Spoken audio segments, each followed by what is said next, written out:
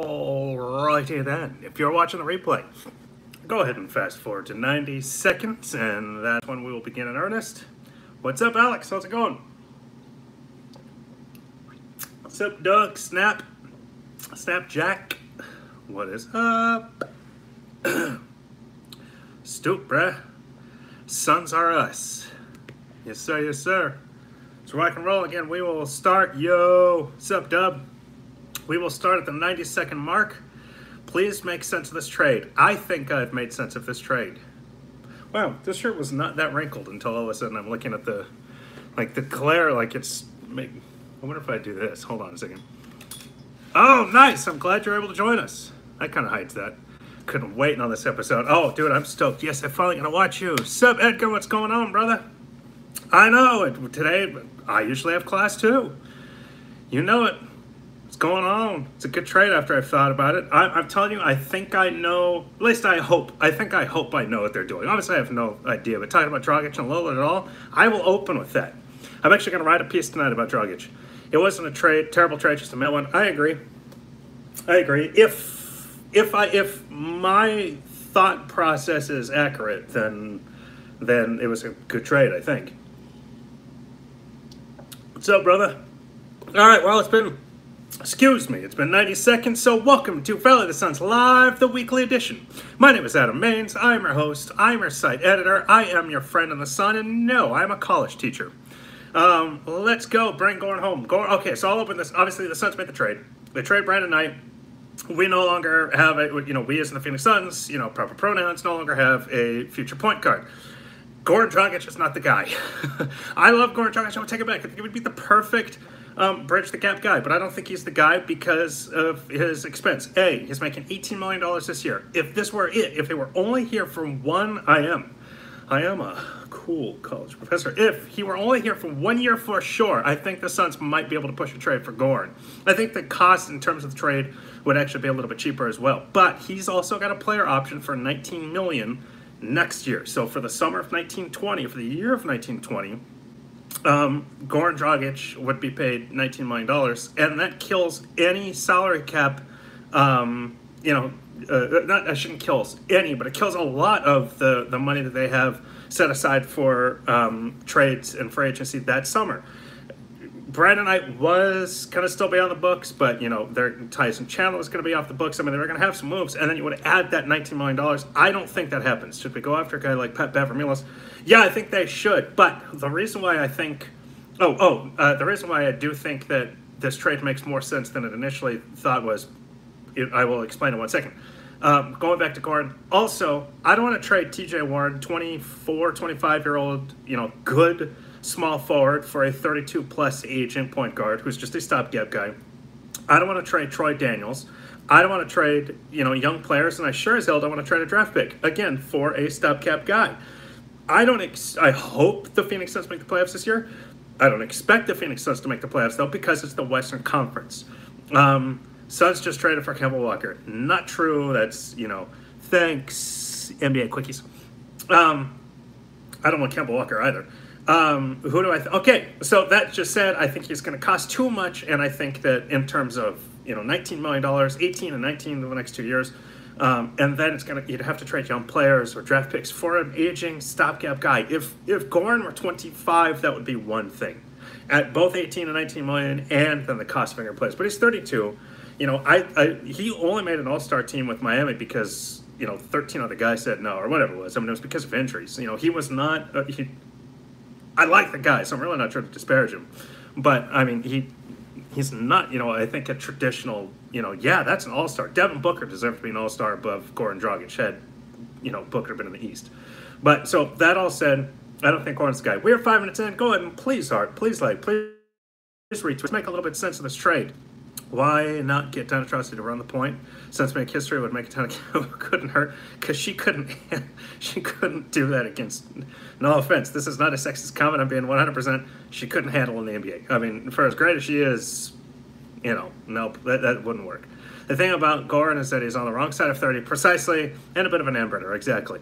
But it seems like the Suns want to make a playoff push to bring in vets. They are. Is the letter possible before the season starts? I don't know. I hope so. Do we still have Cannon? Yes. The Suns still have Isaiah Cannon. They still have Shaquille Harrison. They now have Elio Kobo. They, of course, now have D'Anthony, whatever his last name is, who, Kobo and D'Anthony, I'm not too high on. They're going to be two-way players. Isaiah Cannon, cool backup. Mike Conley, though, is making $30+ million. Let me pull up his contract. I know that he's making $30+ million.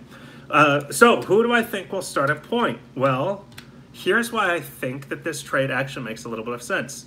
I don't think, Anthony Melton, thank you. I don't think that the intention is to bring in another point guard. I think if the Suns can get Damian Lillard, they make that trade, because Damian Lillard's a stud. I think if they can get another, John Wall, who I don't want either. I hear that guy is just a selfish SOB.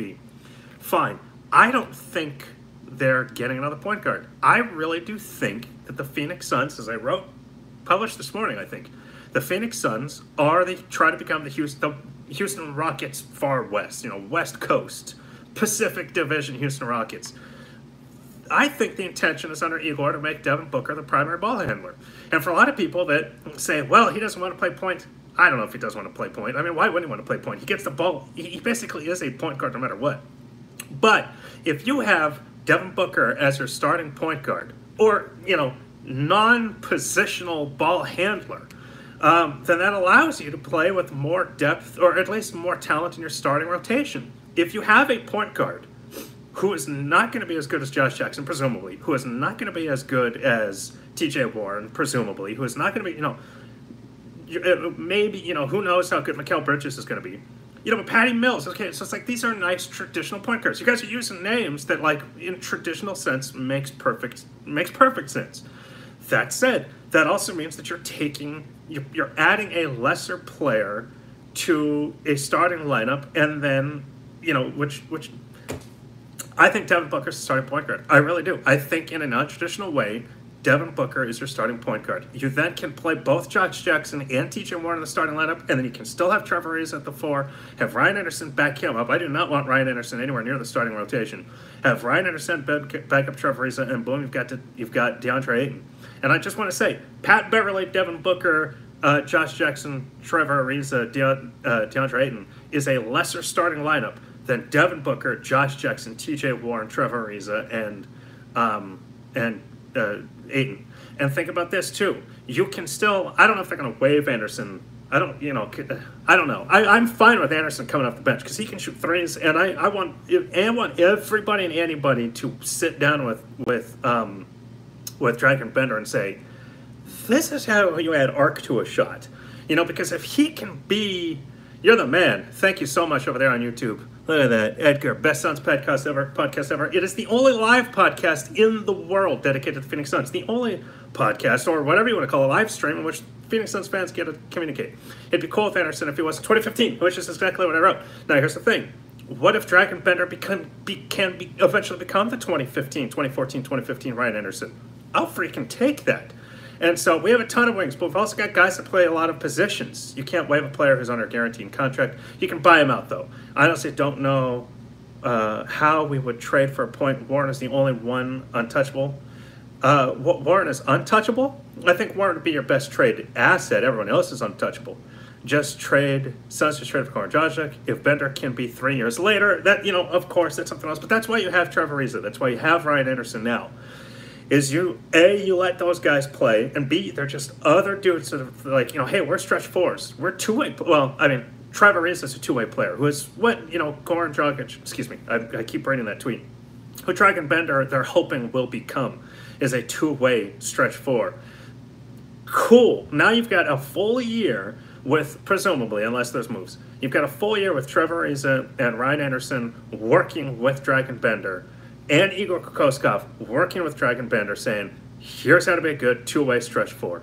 So Shaq point guard, defense point offense. Yes, again, but now you're losing offense. So it's like, why not just put your best 5 players? Imagine the Suns made a move during this live stream. That would be freaking sick. I could go for another hour. I really would. We are about 10 minutes in, so please go ahead and heart, like, and retweet. Let everybody know. Text them right now. Say, yo, Valley of the Suns Live is live for at least another 50 minutes, although all good overtime. So I do think that that is the purpose of the trade. I really do. I don't think Damian Lillard is coming, at least not in trade. Remember, he is a free agent after this year. Somebody said Mike Conley. Think about this. Conley this year, $30.5 million. $30.5 million. Conley next year, $32.5 million. Then he's got an early termination clause, so I don't know how much it would pay him if they terminated it early. But if they don't, in 2021, he's making $34.5 million. Hell no. Do not touch Mike Conley with a million-foot pole. Plus, he's also 31. He'll be 31 a week before the season starts. Why have the Suns waived to Darrell Arthur late? You know what? I'm really not sure about that. I really have no idea. Maybe they're going to keep him on the roster. You know, I'm not really 100% positive. So I don't think Mike Conley's the guy. Tyler Johnson may be cheaper. Although, wait a second. Didn't he? So he... remind me. Didn't he just re-sign? What am I thinking? Am I thinking of the right guy? If he just re-signed, then he won't be tradable for a while. He matched a 4-year 50. Yeah, no. No, that was okay. 2019. Okay, no, he would be tradable. No, okay, so I think he can be traded. Okay, your thoughts. Is this one more year to tank, or are they pushing for a playoff spot? Should we go after an old member like it next year? Okay, so I can answer both of those. For starters, Tyler Johnson will be okay. But again, now you're making a trade for somebody who this year is making 19.2, and then next year has a player option for 19.2. Again, no, I don't want that kind of money on the roster, especially because the presumed direction was that in 2019 that they were going to have the cap space to go after big name free agents or trade. And again, let me double check, and I will still answer those other two questions. Again, I believe Damian Lillard is a free agent after this year, and the answer is no, he's not. Okay, so Damian Lillard is not a free agent. Never mind, he's got 2 more years. But I'll tell you this, he's making less than Mike Conley. He's making less than Mike Conley by $3 and $6 million. By $3, $5, and $6 million, something like that. All right, so are the Suns tanking? No, but they're not playing for the playoffs per se. I think what they're setting up to do is improve, but I don't think that they're expecting to be the 8th seed. If you think about it, there's like 10. Tyler Johnson's making 19.2. If you think about it, there's like 10 teams in the Western Conference that are probably playoff contenders: Portland, Oklahoma, Utah, Minnesota, Denver. So the entire Northwest Division. Then Golden State, Lakers for sure, possibly the Clippers. That's 8. And we still haven't touched the Southwest Division, which is Houston, the Pelicans, San Antonio. So that is 11. Possibly Memphis. That is 12. Maybe Dallas. That is 13. Probably not Dallas, but maybe. But that's still 12 teams right there. The entire Northwest, half of the Pacific, and half of the Southwest.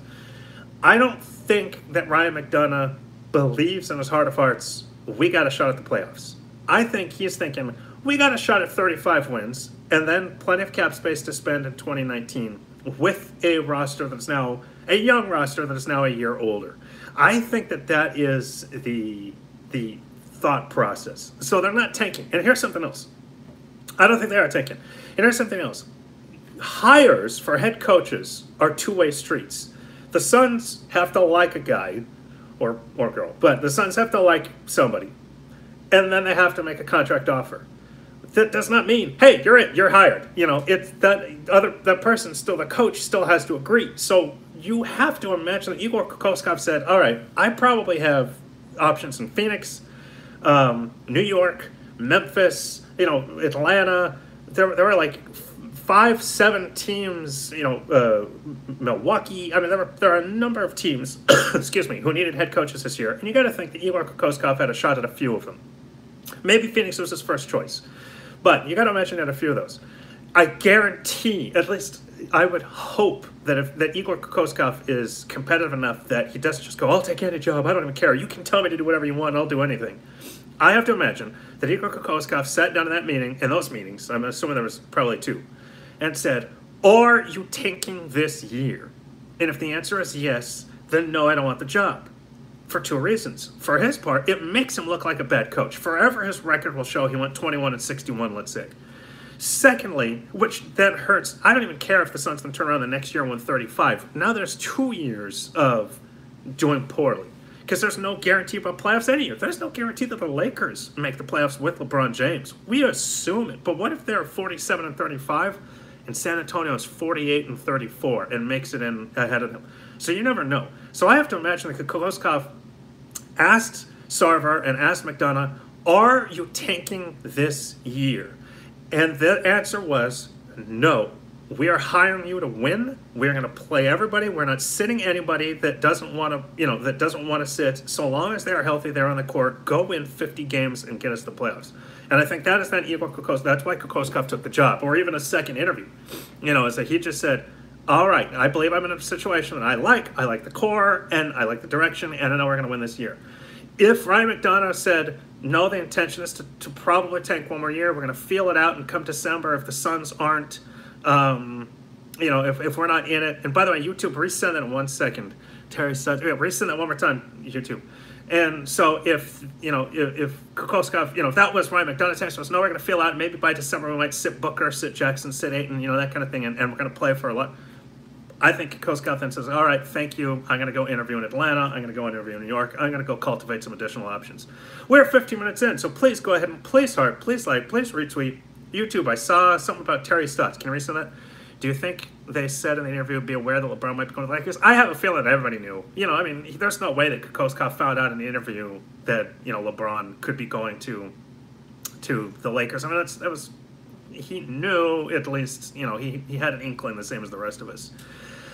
I'm 50-50 about Marquise. We can talk about that. Still not sure if Book can upgrade himself, getting more buckets or it's going to be the system, and that's why I think that Booker playing, point book, guaranteeing the ball in his hand at least once every possession, being in kind of control of who gets a shot, including himself, I think that will suit him. Do I think the Suns will sign a star? I don't know if they'll sign a star, but the thing is that it opens them up for a trade, a sign and trade, or at least the acquisition of contracts without having to give back too much. That's the key. I would like Dinwiddie. They've got to be able to make that trade, though. Again, it's two-way street. Brooklyn's got to want to trade and going to want to, want whatever the Suns have in return. What was the question about Chris? Will Josh Jackson have more minutes now that Marquise Chris is gone? I don't think Josh Jackson's, if that was the question, I don't think Josh Jackson's minutes were too terribly affected by Marquise Chris in general, just because they were different positions, A. And B, think about it. There's now Trevor Ariza and Ryan Anderson on the roster. And for the sake of argument, if the Suns were able to trade for Ryan Anderson and keep Marquise Chris was third on the depth chart there. Thoughts on T.J. Warren? I love T.J. Warren. I am a T.J. Warren apologist. I don't even know if he needs to be apologized for. I think T.J. Warren is highly underrated. I think he's perfect for this team, his perfect system, and I think he's a perfect sixth man, so I want him here. Hot take, is GM finally on the hot seat? Seems to be. No, I think he's following the plan, and I think that they are synergetic in that sense. Realistic, who thinks the Suns are trading for before the season starts? I don't think anybody. I really think that was the last trade. Bring back Brian Colangelo. I would take Brian. Thank you very much. Which piece are you talking about? But thank you for the compliment. Bring back, yeah. I would take Brian Colangelo back. I just don't think that Robert Sarver, Jerry said that he would be open to coming back to the Suns as like an advisor, and Sarver never even reached out to him. So I don't think you'd bring back Brian.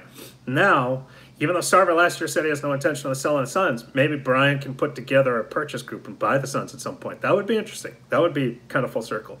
Say the Suns start doing good, do you think McD is still the GM at that time? Yeah, I really do. I don't think that Ryan McDonough's on the hot seat because I think that McDonough's following the path that he and Sarver set and agreed upon.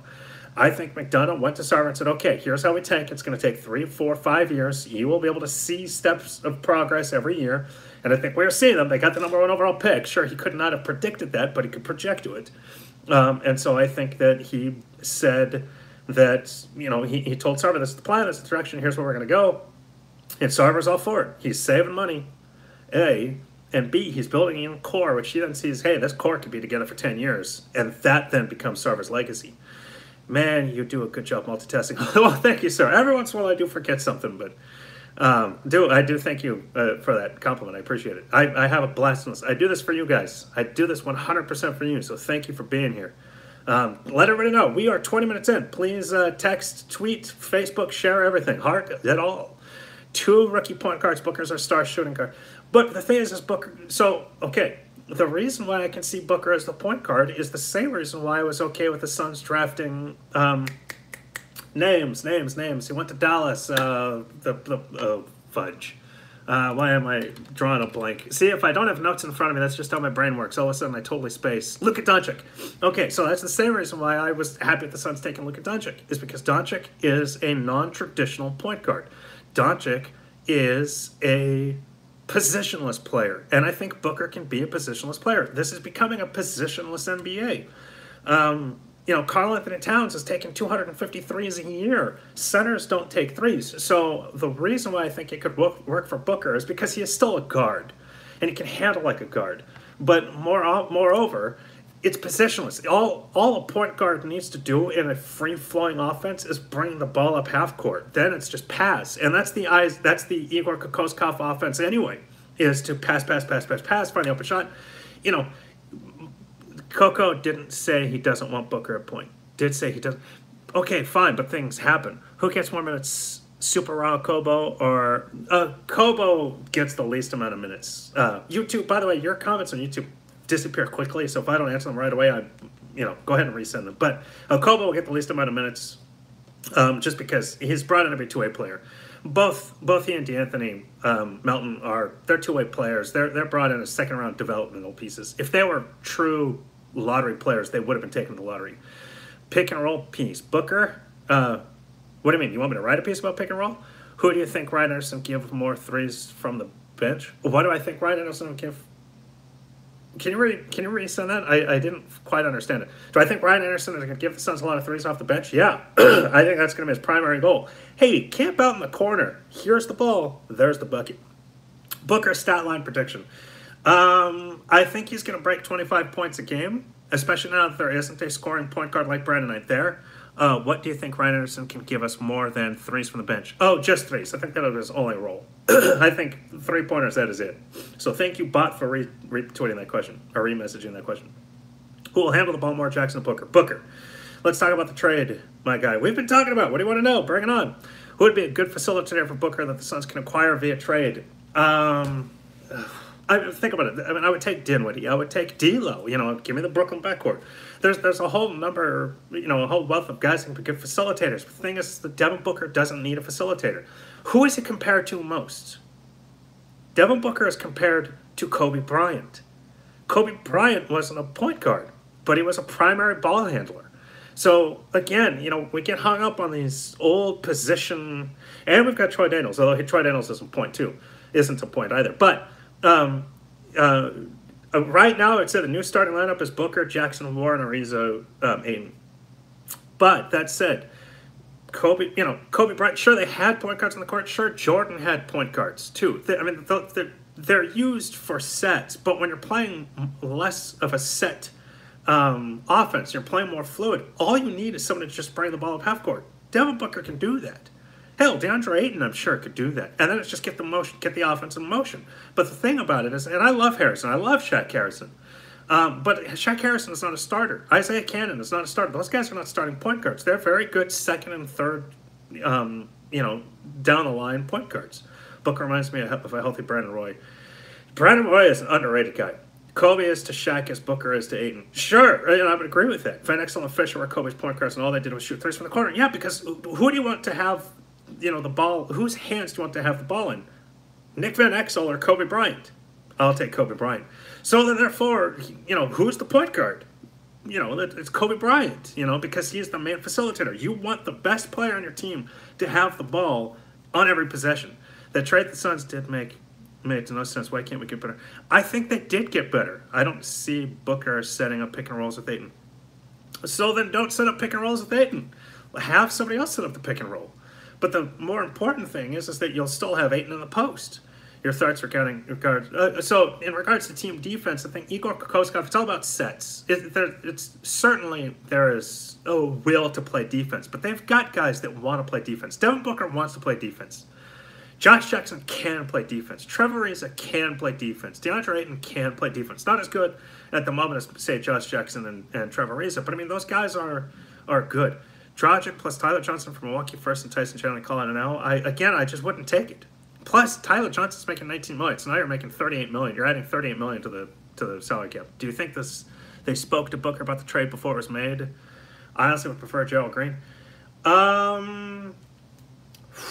Maybe. It's possible. It would depend on like what they wanted to know from him. If we get Beverly, what will the starting lineup be? If you get Pat Beverly, then I think you're playing Pat Beverly at the point. But again, does that mean that you're running half-court sets in which you need a point guard to facilitate, or are you still playing a motion offense in which Devin Booker can still get the ball in every single possession? Let's think about this for a second. Back in 2004, when the Suns signed Steve Nash, they were in talks to acquire Tracy McGrady. Tracy McGrady was the Kobe Bryant. Well, okay, Kobe was already Kobe at that point, but Tracy McGrady played a Kobe Bryant role. He got the ball in every single possession. The Suns, if they had him and then let Leandro Barbosa play point, as Barbosa finished the 2003-2004 season as the point guard for the last 40 games, 50 games after Penny and Stephon Marbury traded, he would have continued at point guard. Then you would have had Tracy McGrady. Well, who would have held the ball in every possession? Tracy McGrady. Point guard Leandro Barbosa would have been out there to shoot threes, just like Nick Van Exel, just like, any of those guys. So, the whole point, though, of having Booker out there on point means that you can play taller lineups, because now you got a 6'7" point guard, positionless point guard in Booker. You have a 6'7", or at least 6'6" without the hair, shooting guard, positionless shooting guard in Josh Jackson. Then you've got T.J. Warren, who is a 6'7", 6'8", traditional small forward. Sup, brother, how's it going? Then you've got Trevor Ariza, who's 6'10", 6'11", a power forward, stretch forward. Then you've got DeAndre Ayton. You don't have a single player shorter than 6'6", 6'7". That is a really tall lineup. That is going to be very difficult to defend. When Devin Booker is not shooting high turnover ratio, if he's running a traditional offense, but again, and I am making a presumption here because I have not yet seen it, but the philosophy is that Igor Kokoskov's offenses are motion filled. There's a lot of motion, there's a lot of passing, so everybody's going to have to pass. What do I think about D'Anthony Melton? I'm not going to lie to you. I don't think much of him. I hope he's good because he's on the Phoenix Suns, just as I wanted Marquise Chriss to be great because he was on the Phoenix Suns. I don't have any, beyond that, I'm like, okay, great, so he's here. He was also drafted 46th. Do I think Ryan Anderson will be able to help Bender in his role? I hope so. I really do hope that Ryan Anderson can help. Again, I think that it helps. I think they obviously had more faith in Dragon than Chris. Would Anderson really be that bad to play at the start of games? He doesn't play any defense. Would Shaq or Cannon get more minutes? Cannon will. Presuming health, Cannon will get more minutes just because he's the more veteran, experienced, kind of more true point guard. But again, he's a backup. Such relief Chris is gone. No more tantrums. Yeah, I know. I wanted Chris to succeed here. And my fear with him being traded is that I would have rathered him failed here than succeeded in Houston. And I think that he will have some success. Any conversation or comparison of Marquise Chriss to Amari Stoudemire is entirely clueless. He is not Amari Stoudemire. Amari Stoudemire was far more mature, had a much better idea of how to play the game, especially as a power forward and an athletic guy than Marquise Chriss does. He had power. He had a body. Marquise Chriss, that is not him.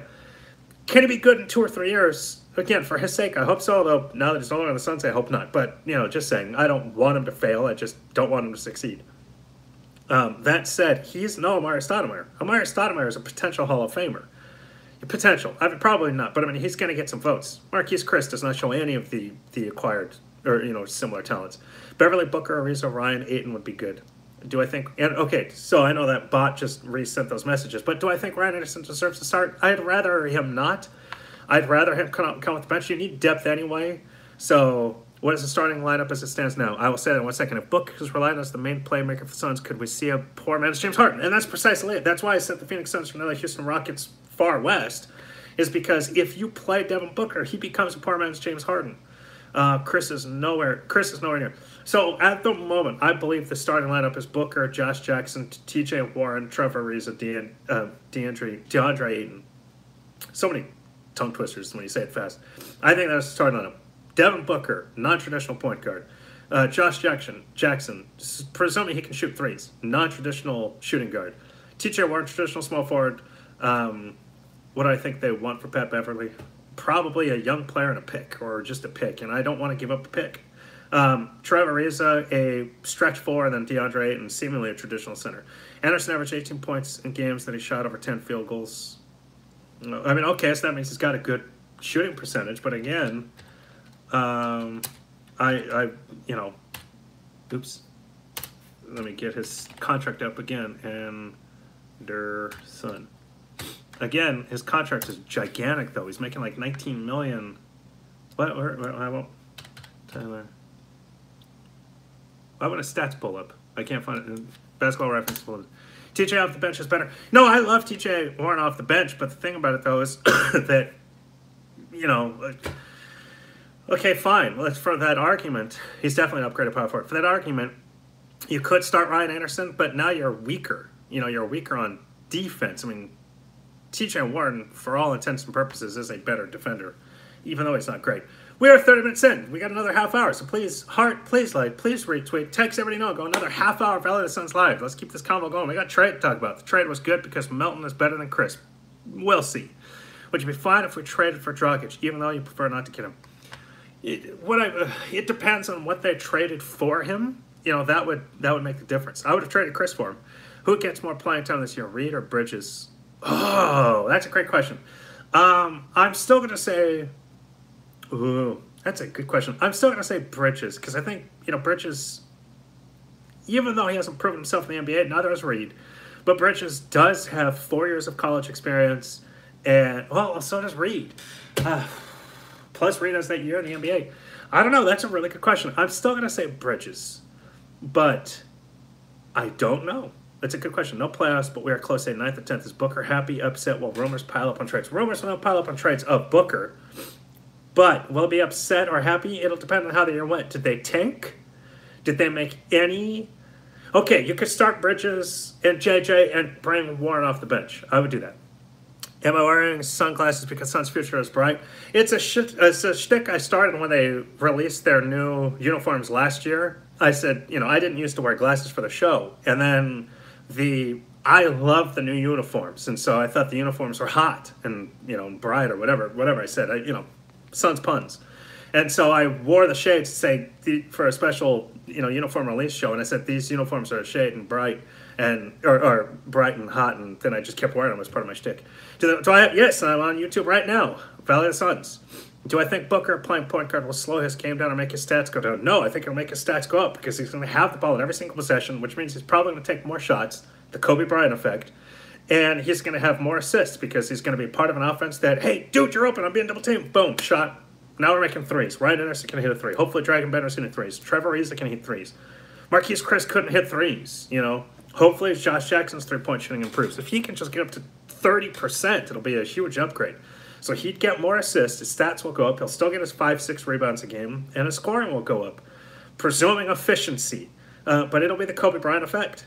As soon as Kobe became, as soon as they realized, about Kobe, wow, he's good. He touched the ball in every possession. His stats went up. I just watched today, I have it on DVR, started last night and finished it, was the double overtime Suns versus Nets game from December 7th, 2006. Something like that. Pat Burke was on the bench. I was like, dude, that's Pat Burke. I hope Ayton improves his IQ and aggressiveness because in Summer League he didn't want to see him. Okay, so go ahead and please retweet.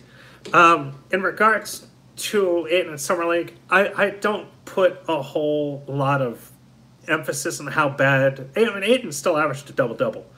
But I don't put a whole lot of stock into how Ayton looked, and then certainly how bad Josh Jackson looked. Lesser talent. They're playing with lesser talent, no good point guards. And remember, Shaq Harrison played a lot of point guard, and he couldn't get the ball to Ayton in the post. So lesser point guards, lesser talent around, a brand new system, with a bunch of guys that weren't ever going to make the team. First time working on Igor. I mean, it's just like, you take it all with a grain of salt. It would have been amazing if they had won, yeah, because it would have meant something. It wouldn't have meant a whole lot, but it would have meant something. But still. Should the Suns have traded up for MPJ? I wanted them to, but we'll see. We'll see. I thought it was going to fall to them. How about trading for TJ McConnell from the Sixers? If, again, it's a two-way street. Does Philadelphia want to trade TJ McConnell? And then, if they do, and say the Suns are interested, then what do they have that Philadelphia wants? Does Philadelphia want a draft pick? It's like what? Thoughts on the Suns' second unit as it stands right now? It's deeper than it was last year. It's more veteran-filled than it was last year. So that is, right off the bat, that's a huge positive. That'll help him win 35 to 40 games. Yes, but he barely took any of his own shots outside or layups or dunks. Again, I mean, it was all... Okay, here's the thing, and thank you, Bot, for retweeting some of these. Here's the other thing. He left Las Vegas healthy, and that's a big deal. Nobody got hurt. What if DeAndre Ayton had played harder? And he looked tentative, but I guarantee you, he was looking around going, I just signed for $7 million a year to play in the NBA, and this is not the NBA. I don't want to get hurt here. He broke a sweat, he played a competitive game, and he left Las Vegas healthy. And in the end, I don't care if they had gone winless, so long as he and Bridges and Jackson, everybody left healthy, I would have been happy, therefore I'm happy. Do I think Ayton will win Rookie of the Year? I don't know if he'll become an all-star, but I do think he's got a damn good shot of winning Rookie of the Year. Give them until December to mesh. Oh yeah, they're going to need time. I know you probably already talked about this, but thoughts on Ryan Anderson trade? Thoughts on Ryan Anderson in particular? He'll be fine off the bench. I'll take him off the bench. Booker, and hopefully he can help Dragon Bender with his arch. Booker, Jackson, Ayton are supposed to be one of the best trios in the NBA. Why put Jackson on the bench? Did I say put Jackson on the bench? No, I want to put T.J. Warren on the bench. I want Josh Jackson to start. The reason why I want Josh Jackson to start is because with Josh Jackson and Trevor Ariza in the starting lineup, now you've got two guys that can play really good defense, presuming Josh Jackson can. I mean, we're thinking he can. That, are in the starting lineup, which then allows Devin Booker to play the third best offensive player. And that's not even counting the center that DeAndre Ayton's going to have to guard. So by having Josh Jackson and Trevor Ariza in the starting lineup, now there's less defensive pressure on Devin Booker. That said, with T.J. Warren coming off the bench, now Warren is presumably playing more against the opposition's second unit. And in that sense, he'll be playing against lesser defensive players, which means his offense is going to be good. He's going to score off the bench, and he'll be that six-man scoring punch that they didn't have last year because they were starting Josh Jackson and T.J. Warren. Is Ayton the sixth man of the year candidate if he comes with the bench? Absolutely. Oh, is Ayton? Well, Ayton's going to start. I will say T.J. Warren is the sixth man of the year candidate. If we get Pat Bev, it would be Bev, Booker, J.J., Ariza, Ayton. Yeah, I agree. Is Jamal Crawford? No, I think Crawford signed. Warren is absolutely a sixth man of the year candidate, 100%, if he comes off the bench. Jamal Crawford. Oh, is he? Maybe he is a free agent. I thought I read that he had signed somewhere. Does anybody know? I could have sworn I saw sign a contract with the Minnesota Timberwolves. Oh yeah, he must still be a free agent. I could have sworn I saw him sign somewhere or agree to a contract. I could have sworn I heard Ryan Anderson was going to start. Well, that's what. Is it Jamal Crawford? He's talking about Seattle. Obviously, they don't have a team. No, he must still be a free agent. Maybe he's going to retire. He is 38. Would you pick him up? Crawford? I don't know. You'd have to let somebody go. The roster is full. They have their 15 or whatever it is. So you'd have to let somebody go. And truthfully, I mean, like, Jamal Crawford or Troy Daniels. I mean, I'll take Troy Daniels. I'm happy with Troy Daniels. He's also a lot younger, too. Troy Daniels, that is. Who said... It was the... Who broke the trade? It wasn't Shams, was it? I think it was Woj. I think Woj said that he expected Ryan Anderson to start, and I don't believe that to be true. Ryan Anderson will not start. Did Holmes make any sense? I like Holmes on the roster. Would you pick him up? Yeah, well, okay. Yeah, it was Woj. Good. Yeah, Woj said it's going to start, but I think he's pulling out of his butt, honestly, because you're not going to bench. For starters, Trevor Ariza is a starting power forward, and he was on a depth chart in Houston. He was no, Tyson Chandler is the backup to Ayton. Ariza started over Ryan Anderson in Houston for one, and for two, let's say you're going to start Anderson and Ariza. Now you're benching Josh Jackson as well. That doesn't make sense. So I think Woj pulled that out of his butt. In all honesty, I don't think that came from any source of reality. I think Ryan Anderson is coming off the bench, and I think it's going to be a fine third, fourth guy off the bench because he's just going to jack up threes. But I do think the Suns are going to be fun again, and I think that will be particularly fun if Devin Booker starts. And I know so many people have said, oh, he's not going to start. Nobody knows anything. Nobody outside the organization knows anything. And, for Kokoskov, if I didn't see that quote, or I don't recall the quote of Kokoskov saying, I don't want Devin Booker to start, big deal. Guess what? You don't have a starting caliber point guard, so you better play your best five in your starting lineup, and he gives you best shot to win. On 2K19, the starting lineup is Booker, Jackson, Warren, Ariza, and Ayton. Wait, is the game out yet? I didn't know the game was out. I thought it didn't come out until next week. Who is going to be the starting point guard? I think it's going to be Booker. Ayton averaging 15-11 on 60% shooting while barely playing hard. LOL. Yeah, that's the thing. So you're talking about Summer League? I didn't catch your name. Talking about Summer League? Yeah, and that's the thing. Ayton played fine. He played tentative. He played, with definitely inferior talent and no point guard, and he still averaged a double-double. I take Summer League with a grain of salt, but I still believe he will average a double-double this year. I'm hopeful it's up around 18 and 11. But it could be like 15 and 10. If he doesn't average double-double, he'll get 9. But I think he's going to average double-double. He's going to be a Karl Anthony Towns, Shaquille O'Neal kind of center. And that's a winning center right there. What are my thoughts on the trade? Playoff Suns basketball will be back soon, right? Soon. I'm hoping this year. I'm just not holding my breath. When the leaked out video of the overall rating came out, that was, okay. I hope Ayton puts on more weight and muscle. I think he will too, but he's only 20. He's biologically still growing. So, if he'll grow more in the next 2-3 years. Is M Audio giving you money for promotions? I don't know who M Audio is. Who do you think is going to be our starting point guard? I think it's going to be Booker right now. I hope Ayton can at least average 15. I still think he's going to average a double-double. I really do. I think he averages a double-double, and it's going to be glorious. I think he's going to be good. I really do. We're 40 minutes in, so please go ahead and please like, please retweet, and go ahead and send out those texts and say, yo, Valley Sounds Live, another 20 minutes plus OT. Is it realistic for Ayton to put up all-star numbers in year one?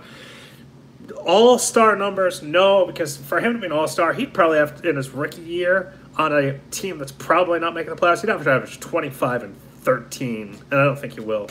Don't like Booker as the ones. He's a shooter. But you're misunderstanding. So is James Harden. James Harden is a shooter. And yet 2 years ago, pre-Chris Paul, he averaged 29.1 points. I'm pulling this out of my head, but I believe it's 29.1 points, and he led the league with 11.2 assists. It's all about offensive system. I want Devin Booker to touch the ball at every single possession. I want to be the first to touch the ball because I want to get the first shot because he is the shooter. He is the best player. So unless you can find a way to be, he was the point guard. He led the league in assists. But that's the thing. It's a non-traditional system, and that's what I want. Golden State, non-traditional. Do not tell me that Steph Curry is a point guard. At least he's not anymore. James Harden, non-traditional. Devin Booker should be non-traditional. The chances to make the playoffs is low, but experience the best teacher. Agreed. Should Devin Booker be top 3 in the usage rate next year? Should it be top 3? He should be number 1 on the roster. Most hated NBA player by Suns fans: Robert Horry or Kobe Bryant? Robert Horry. In OKC, Harden was the point guard off the bench. Yeah, and I've got a comment on that. When will we trade for point guard go down? I don't know if a trade does go down. Westbrook is a shooter too, but still amazing point guard with 10 plus assists per game, and I still think that can be Devin Booker. Yeah, okay, so in regards to Harden, and he averaged 7 plus assists, I can pull this up, even before Mike D'Antoni. So, he was still kind of the primary ball handler. Suns worse or better with Anderson and the other guy? Better. Starting lineup: Booker, Bridges, Jackson, Ariza, Ayton. I would love that. Harden. By the way, if I recall correctly, yes. So Basketball Reference lists James Harden all 3 years in OKC as shooting guard, and then his first 4 years in Houston, 5 years in Houston. Wait, 1, 2, 3, 4. His first 4 years in Houston as a shooting guard, then a point guard 2 years ago, and then with Chris Paul, shooting guard again. And actually, let me look at, because they do estimate position play-by-play. I love Basketball Reference. Where is position play-by-play? Okay, so position play-by-play in okay, so in OKC, his rookie year, they estimated that he played shooting guard 90% of the time, small forward 9% of the time, point guard 1% of the time. His second year, 74% of the time shooting guard, and then 26% of the time small forward, 0, and then 1% of the time power forward. Then his third year and last year in Houston, 55% shooting guard, 44% small forward. Then in Houston is 94 shooting guard, 92 shooting guard, 92 shooting guard, 77 shooting guard. And then 2 years ago, when he led the league in assists, it was 98% point guard. Then last year, 19% point guard, 75% shooting guard. That's James Harden. That should be Devin Booker. I mean, Devin Booker can be a non-traditional positionless point guard. And I think because you then are able to put your 5 best players in the starting lineup, be it JJ at the 2 or Mikal Bridges at the 2, and then, JJ at the 3 and TJ Warren at the 3, that is your best 5. Booker averaged almost 5 assists as a shooting guard and secondary ball handler. He can get 5 assists more easily. 100% agreed. Kokoskov doesn't want Booker to start the offense because it will wear Booker off. He's 21. Really, he's going to get tired. He's 21 years old. Tell him to take a nap. And I just find that, and they play 7 back-to-backs, and I'm not, yelling at you, because all of a sudden, because that statement, I remember that. I had forgotten specifically that Kokoskov had said he didn't want Booker to play point guard, but then I do remember him saying, but it'll wear him out. I call BS. I just 100, he's 21 freaking years old. He's going to play 40 minutes a game. He's going to be fine. He's an athletic specimen. My thoughts on Ryan McDonough are to this Salve Diego do Brazil. Hello from Brazil, or hello to Brazil. That's awesome. We've got fans from all over the world. I've seen Cuba in here before. My thoughts on Ryan McDonough are he's not a failure, but he's not an ace general manager. That said, I think he's doing precisely what he said he was going to do. He didn't tell us, but what he told Robert Sarver. He told him exactly how I was going to rebuild through the draft, and he said, let me follow this plan.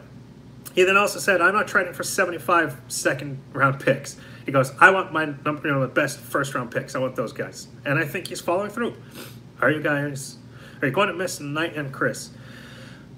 I will never miss Knight. I wanted to see Knight as the point guard. I do think that would have been interesting, but I am never going to miss Knight. I will only miss Chris if I don't listen to Eminem. I don't listen to hip-hop. I will only miss Chris if he succeeds. What do you realistically need a point guard like? Name your top 3 we need. Damian Lillard is number 1, 2, and 3 for me. If you can get Damian Lillard, throw all of my point book thoughts out of the window. But without him, I don't want John Wall. I don't want Mike Conley. I don't want any of those guys. Damian Lillard because he's one of the best, or Devin Booker. There aren't any trade rumors at the moment. I'm like, Booker at point would be great. These position titles are old school thinking. They are totally old school thinking. And don't worry. Don't get me wrong, at least. Please don't worry. But don't get me wrong. I fall into that trap sometimes categorizing guys. But the game has changed in titles. Dame would cost Josh Jackson, unfortunately. But I still might be okay with it. Herbert and talks, but they contacted. But, YouTube, I lost it. It disappears too quickly. I have to lean forward to see YouTube. What would I give up for Dame? I would give up Josh Jackson. I would give up the first-round pick, and I'd probably leave it at that and be like, listen, you're going to get a top 4 pick and then another draft pick. Maybe, I'd give up Milwaukee's too. I'd be like, that's it, Thoughts on Robert Sarver? I wish Brian Colangelo or Jerry Colangelo would rebuy the team. That said, in regards to Portland, if he throws a giant temper tantrum, which I still think could happen, it might not cost Josh Jackson. They might have to just force him out, in which case it might only cost TJ Warren. Booker at point guard at the same as a Lillard point guard, just use Book. Well, there you go. If that's your point of view, and if you're right, then I totally agree, because it won't cost you any of those players, it won't cost you any more money. Give TJ 2 picks. Dame says he's not happy. He has, and he is only 28. So you got to figure you get 6 years of Damian Lillard. So you get 6 years of prime Damian Lillard and Devin Booker in his first prime, because his prime, he'll be then 27 when Damian Lillard is time to go. And right now, and here's the other thing. So Dame averaged 27 points the last 2 years, 5.9 and 6.6 assists the last 2 years. You take off 4 of those Damian Lillard points and add 2 to 4 assists, and now you got a damn good team. I would wish you had gotten Kevin Knox instead of Mikal Bridges. Yeah, but Knox, remind me, am I misremembering? Knox is a shooting guard, isn't he? Or is he small forward? Oh, he's a forward? Okay. I will see. I'm just interested to know. I want to see Bridges play, though.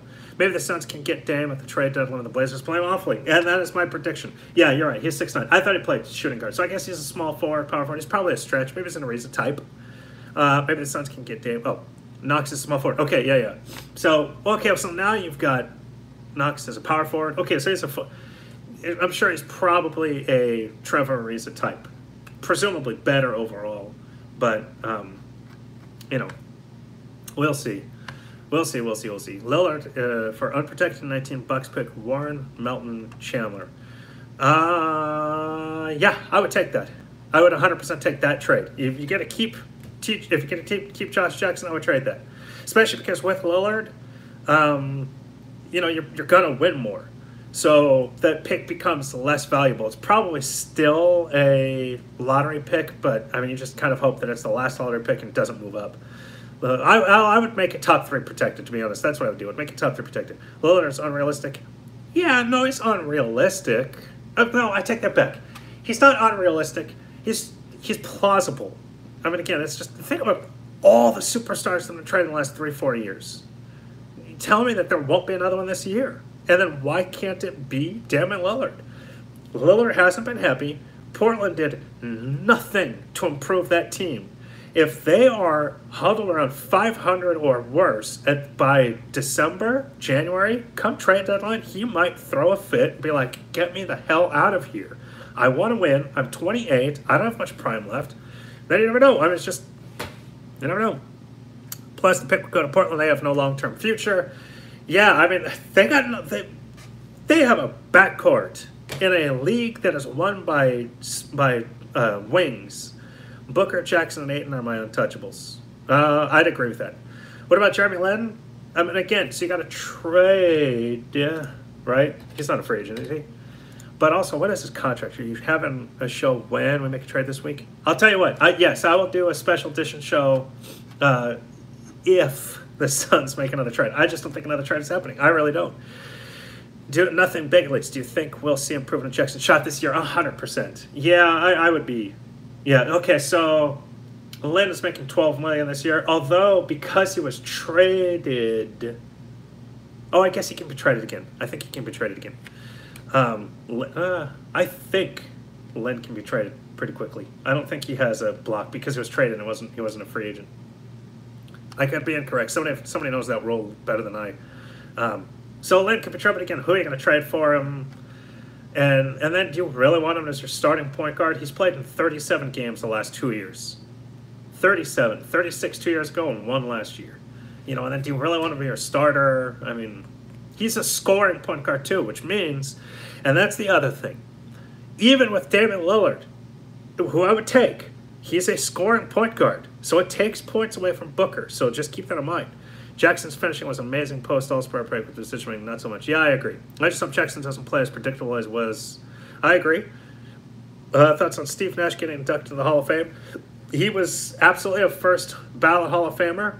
I'm shocked that Grant Hill is a first ballot Hall of Famer, but I'm very happy for him that he is in the Hall of Fame. I wrote and published this afternoon. The reason Grant Hill is in the Hall of Fame is because of the Phoenix Suns. I don't think if he goes to the Phoenix Suns in 2008, I forget what year. No. Yeah, 2008, 2007, 2008. I don't think he makes a Hall of Fame. I really think his time at the Phoenix Suns saved his Hall of Fame credentials. Had he been hurt, or if he had gone to a team where he wasn't able to succeed the way he did in Phoenix, he's not a Hall of Famer. It's certainly not a first ballot. It was cool. Who are the others? Jason Kidd is definitely a first ballot Hall of Famer, although I will go to my dying day disappointed that Kevin Johnson, if KJ doesn't make the Hall of Fame, that he is not. He should be in the Hall of Fame. What is hurting KJ is what would have hurt Grant Hill. Had Grant Hill not been able to stay healthy and was forced to retire at around 30 when he came to Phoenix. Had KJ been able to stay healthy and play another 10 years the way Kidd did, KJ's in the Hall of Fame simply because of longevity and bulk statistics. But in his prime Kevin Johnson, in my humble opinion, was better than prime Jason Kidd. Think about this. KJ, 88-89, 20.4 points, 12.2 dimes.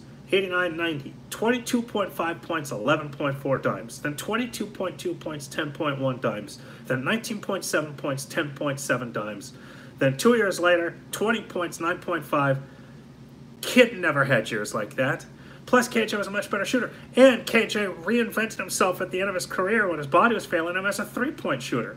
His last, not his last, but his second last full season, he shot 44% from three. And that's not on like 12 attempts. He attempted 202 threes, and he shot 44.1%.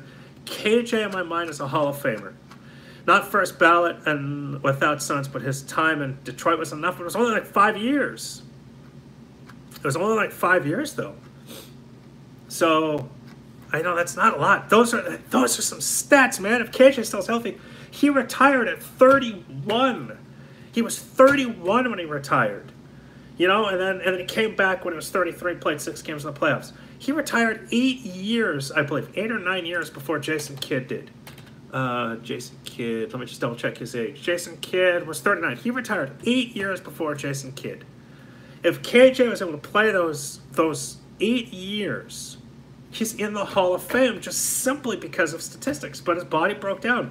And I don't find it, and that's the thing. I do not think that Grant Hill is in the Hall of Fame if he has to retire after Orlando the way KJ had to retire. I really don't. Did KJ play his whole career at Phoenix? Say for 22 games with Cleveland, he played 52 games. He was drafted by Cleveland, which was odd to me because they had Mark Price. But anyway, he was drafted by Cleveland, played 52 games, and was traded at the trade deadline while in Phoenix, ironically, to the Suns. And that was it. And then the rest of his career played with the Suns. That trade was Larry Nance for KJ, Mark West, Ty Corbin, and the 2 draft picks that ended up being Marley and Kenny Battle, I think. Actually, I can look it up right now. That happened on the trade deadline, minutes before the trade deadline, and Greg Grant was taken. Dean Garrett. Okay, so it was Ty Corbin, Mark West, and then Dan Marley was taken, Dean Garrett was taken, and Greg Grant was taken for Larry Nance and Mike Sanders and another pick that was Randolph Keys. And KJ. So the Suns got KJ, Corbin, West, and then eventually Marley, Dean Garrett, and Greg Grant. Every one of those guys played for the Suns. What was I saying about my point? So he was traded minutes before the trade deadline. The trade deadline was at like 1 o'clock at the time, or 5 o'clock. It wasn't, midnight East Coast the way it is now. It was sometime in the afternoon. And Cleveland was in Phoenix for a game against the Suns that evening. And they made the trade, but neither teams had uniforms ready for the players. And so it wasn't like they were able to switch locker rooms and go out and play. And so they didn't get to play that day. But basically, then Larry Nance and, and Mike Sanders got on the Cleveland plane to go everywhere else. And then KJ, Corbin, West all stayed here. Is Robin Lopez a Hall of Famer? I don't know if Robin Lopez is a Hall of Famer in his own mind. Robin Lopez, obviously not a Hall of Famer. I know you're playing tongue-in-cheek, or you're being tongue-in-cheek, but Lopez is...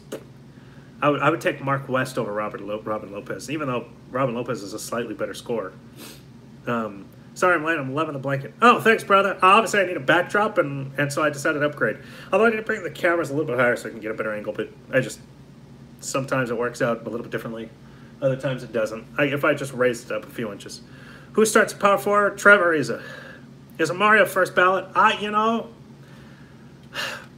That's the funny thing. Since I didn't think that Grant Hill was, I don't think that Amari Stoudemire is. I think Amari Stoudemire is a Hall of Famer, but I don't think he's first ballot. I'm looking at Basketball Reference has his Hall of Fame probability at 72.9.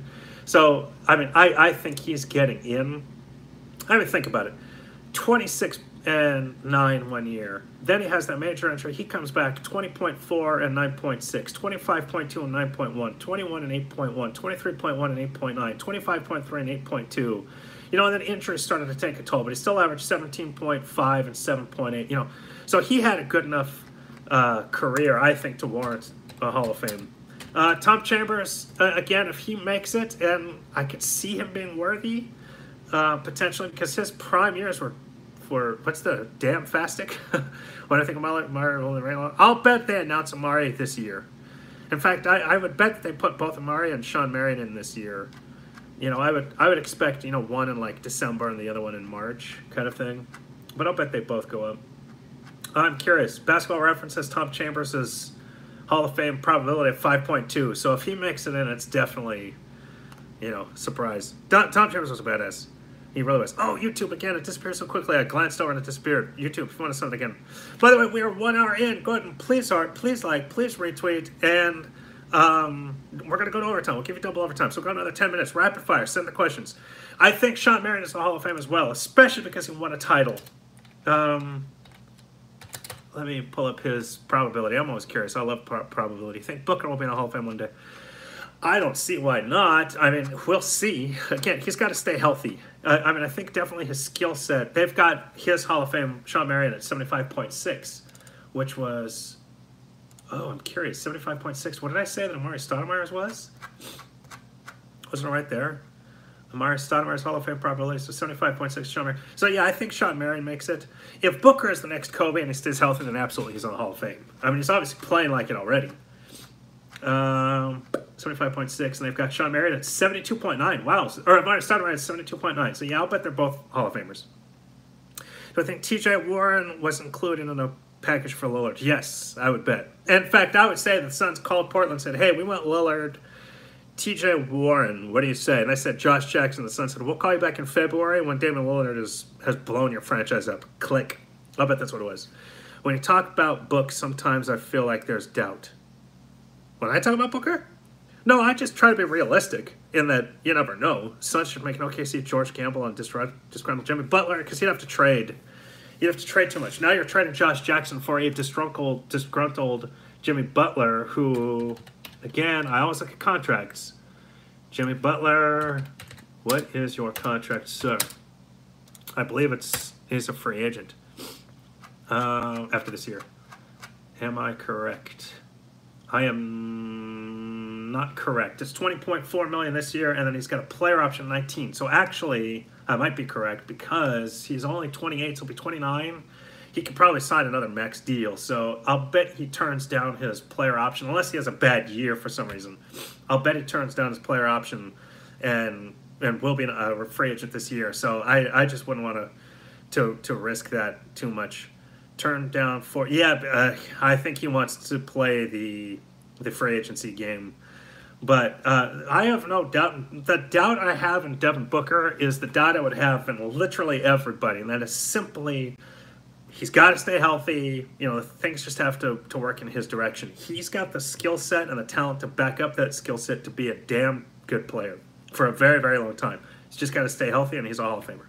I hope Booker won't have a down year because I don't think he will. And my thing about Booker, too, is that I think that Booker is truly driven and motivated by the competition and not the money. He's working hard for the money as he should. He's earning it. He's blessed with the ability to make that money. Precisely. I think Booker has a Kobe drive. And so because of that, I don't think the money's going to change him at all. I really don't. I think I think he is motivated by the competition. He is driven by a desire to be successful. And what is Booker's absolute ceiling? Kobe Bryant is his absolute ceiling. I hope the Suns pick 13 again this year, if you know what I mean. Pick a 30, yeah. Yeah, because what was that? It was Nash at 13 as well. I know Marion was. Does Leandro Barbosa have an outside chance of being on the Suns? Oh, in the Ring of Honor. You know, when he retired, I posed, or at least I don't know if he's officially retired, but you know, when he was let go by the Suns, I posed that question on Twitter. Is he a Ring of Honor member? And overwhelmingly, people said no. So does he stand an outside chance? I mean, I would be okay with it, but I think most people say no. I mean, I don't know. I guess if you put him in the Ring of Honor, maybe then you have to put, I mean, like, I was going to compare him to, like, Mark West, but, you know, even Barbosa won a Sixth Man of the Year award winner and came in second another time to Manu Ginobili and had better stats than Manu. So, I don't know. I mean, he was a really good player. And, again, he was supplanted by Steve Nash. I mean, you know, he was backed up. He backed up Steve Nash. I mean, if he was a starter, maybe he's even better than that. What about Warwick? He had the best highlights. Hakeem Warwick? No, he was only there for 1 year. I'm very interested in this conversation that keeps going on. I don't know if those are bots or actual people. Again, what is Booker's absolute ceiling? I think Fortnite moments. That Booker's absolute ceiling is Kobe Bryant. Will he reach that? I don't know. I sure as hell hope so, because I hope that he is Shaq or Kobe to DeAndre Ayton's Shaq, and that Josh Jackson is Clyde Drexler. You know, and Mikal Bridges is so on and so forth. So, I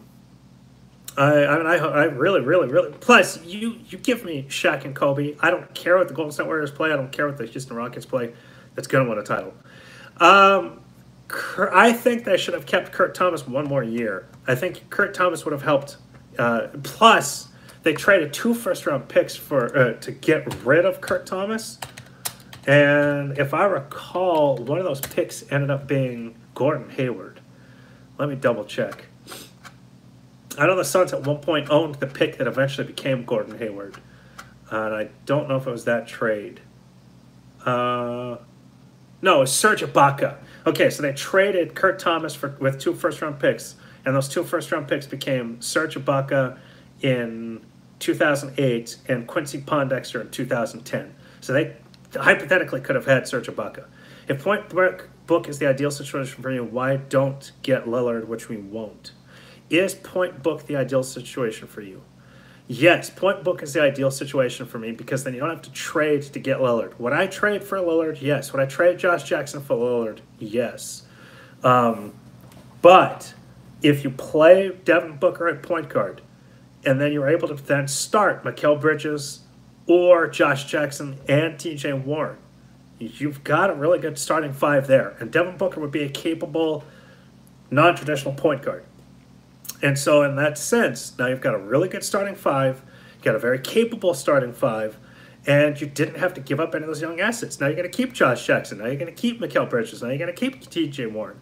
And in the meantime, with all of that depth and those assets, along with picks that you didn't have to trade, because now, you know, for Lillard, maybe you have to trade your 2019 first-round pick. Maybe you have to trade Milwaukee. If you're able to start Devin Booker and don't have to trade any of those assets, now you can use them in other moves for other positions that might, you know, come into need. So should Mikal play alongside T.J. Warren off the bench? If you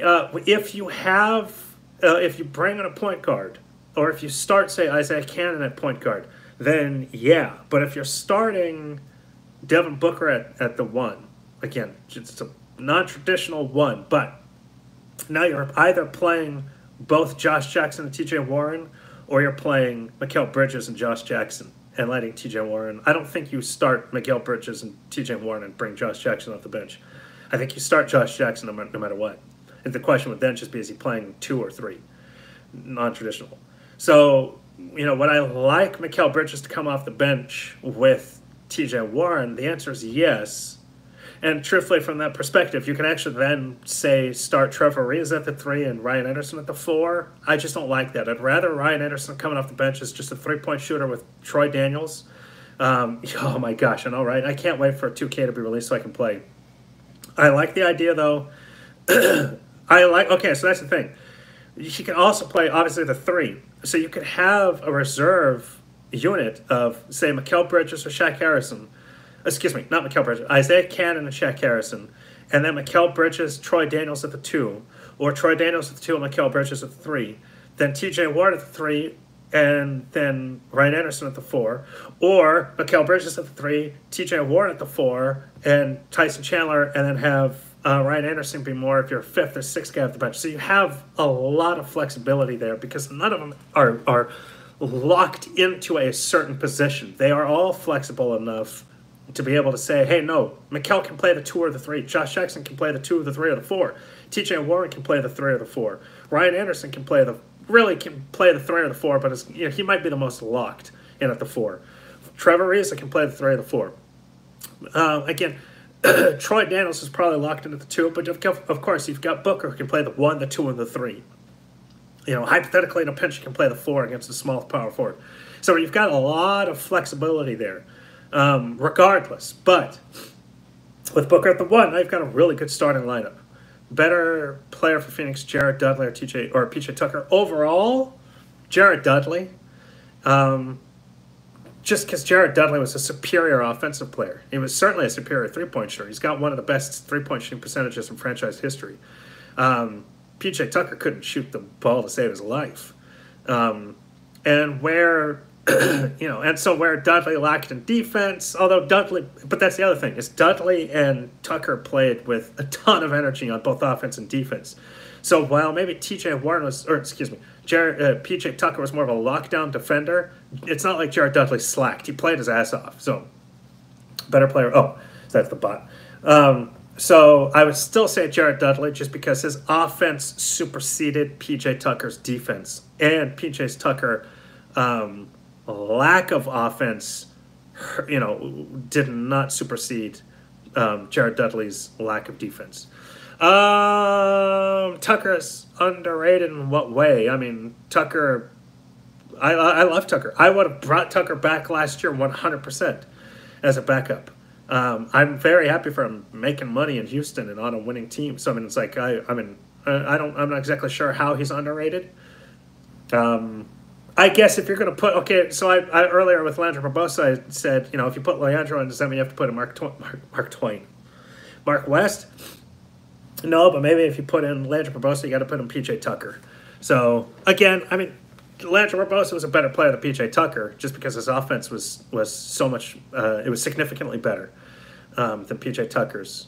And again, I mean, Barbosa wasn't a slouch on defense. It just wasn't PJ Tucker good. Any chance we bring back Big Sauce? I'm gonna miss that dude. If they make a trade where Mark Twain is amazing at boxing out for rebounds. Yeah, he was. Boy, his outside shot, though, needed work.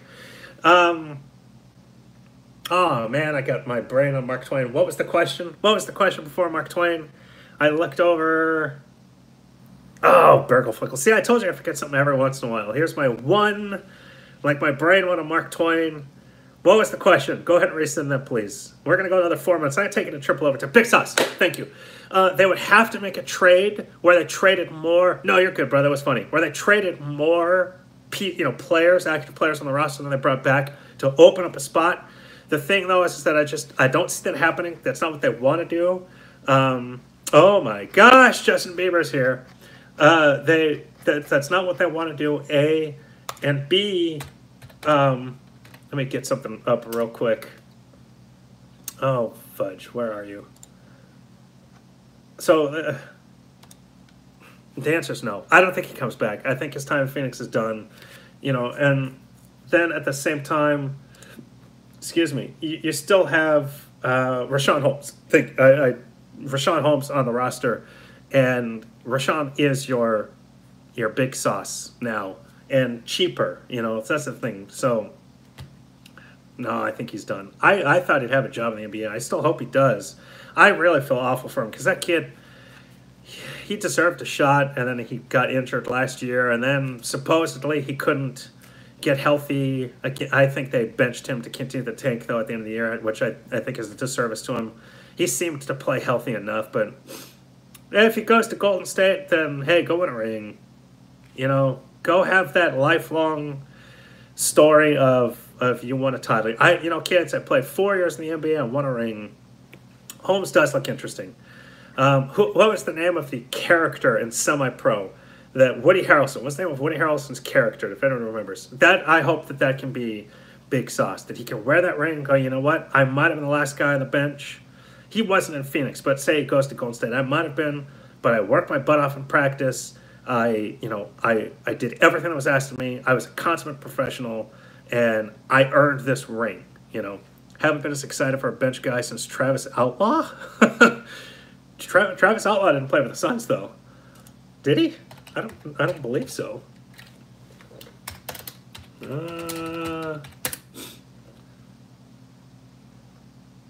Yeah, never played for the Suns. I remember with Portland. I forgot it was with Sacramento at the end. Oh, no, I remember with Sacramento, but yeah, no, he's not. He wasn't a Sun, but all right, I'll tell you what. I got less than a minute left. If you want to rapid fire, otherwise I'm ending this show for the week in another 48 seconds. If you have any more rapid fire questions, Bo Outlaw. Oh, okay, so Halo. Okay, so Bo Outlaw, not Travis Outlaw. Okay, I love Bo Outlaw, although he only had. Oh, okay, you're good. Yeah. Bo Outlaw was not very good, though. He was a lot of fun, though. I did like watching him. Who was he? What was that trade? Oh, he was traded with Big Jake. That's right. He went to Memphis. Who did the Suns get? He was with Big Jake. Oh, he went to... Oh, no. Okay, that's what it was. He was traded to Memphis with Big Jake. The Suns got Robert Archibald, Brevin Knight, and Cesar Trubisky. That's right.